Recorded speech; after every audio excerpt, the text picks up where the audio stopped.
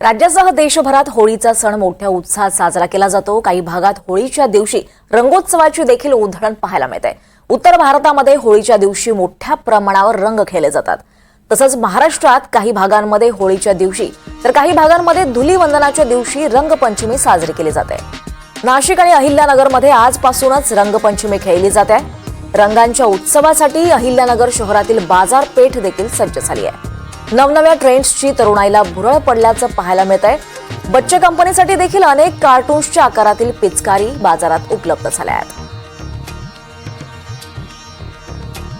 आता होळीचा सण आलाय, उद्या होळी आहे, परवा दिवशी धुराडी आहे आणि 5 दिवसावर रंगपंचमी आलेली आहे।